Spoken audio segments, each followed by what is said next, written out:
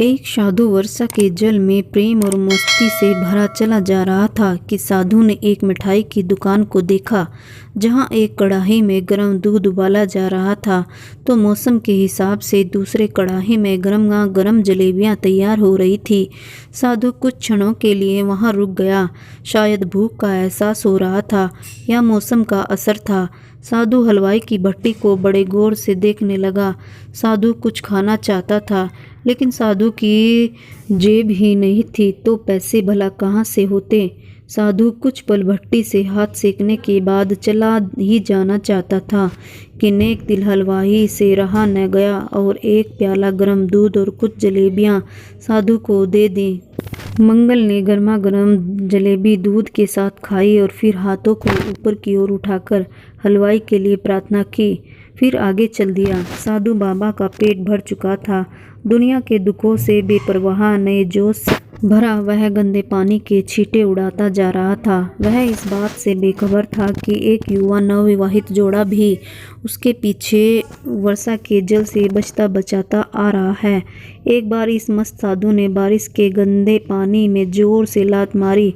बारिश का पानी उड़ता हुआ सीधे पीछे वाले युवती के कपड़ों को भिगो गया। उस औरत ने कीमती कपड़े कीचड़ से लथपथ हो गए। उसके युवा पति से यह बर्दाश्त नहीं हुआ, इसलिए वह आस्तीन चढ़ाकर आगे बढ़ा और साधु को कपड़े से पकड़कर कहने लगा, अंधा है, तुझको नजर नहीं आता? तेरी हरकत की वजह से मेरी पत्नी के कपड़े गीले हो गए हैं और कीचड़ से भर गए हैं। साधु हक्का बक्का सा खड़ा था, जबकि इस युवा को साधु का चुप रहना नाखुशगवार गुजर रहा था। महिला ने आगे बढ़कर युवा के हाथों से साधु को छुड़ाना भी चाहा, लेकिन युवा की आंखों से निकलती नफरत की चिंगारी देख वह फिर से पीछे खिसकने पर मजबूर हो गई। राह चलते राहगीर भी उदासीनता से यह सब दृश्य देख रहे थे, लेकिन युवा के गुस्से को देखकर किसी में इतनी हिम्मत नहीं हुई कि उसे रोक पाए और आखिर जवानी के नशे में चूर इस युवक ने एक जोरदार थप्पड़ साधु के चेहरे पर जड़ दिया। बूढ़ा साधु थप्पड़ की ताब को न झेल सका और वह लड़खड़ाता हुआ जमीन पर गिर गया। युवक ने जब साधु को नीचे गिरता देखा तो मुस्कुराते हुए वहां से चल दिया।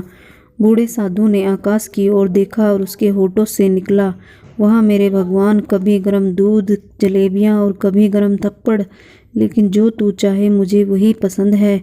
यह कहता हुआ वह एक बार फिर अपने रास्ते पर चल दिया। दूसरी ओर वह युवा जोड़ा अपनी मस्ती को समर्पित अपनी मंजिल की ओर अग्रसर हो गया। थोड़ी ही दूर चलने के बाद भी एक मकान के सामने पहुंचकर रुक गए। वह अपने घर पहुंच गए थे। वह युवा अपनी जेब से चाबी निकालकर अपनी पत्नी से हंसी मजाक करते हुए ऊपर घर की सीढ़ियां तय करने लगा। बारिश के कारण सीढ़ियों पर फिसलन हो गई थी। अचानक युवा का पैर फिसल गया और वह सीढ़ियों से नीचे गिरने लगा।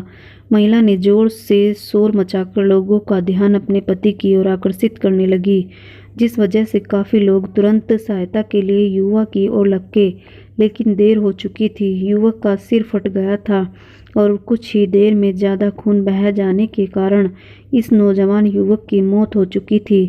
कुछ लोगों ने दूर से आते साधु बाबा को देखा तो आपस में कानाफूसी होने लगी कि निश्चित रूप से बाबा ने थप्पड़ खाकर युवा को श्राप दिया है, अन्यथा ऐसे नौजवान युवक का केवल सीढ़ियों से गिरकर मर जाना अचंभे की बात है।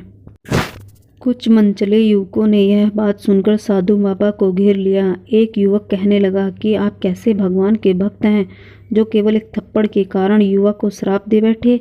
भगवान के भक्तों में रोष और गुस्सा हरगिज नहीं होता। आपको जरा सी असुविधा पर भी धैर्य न कर सके।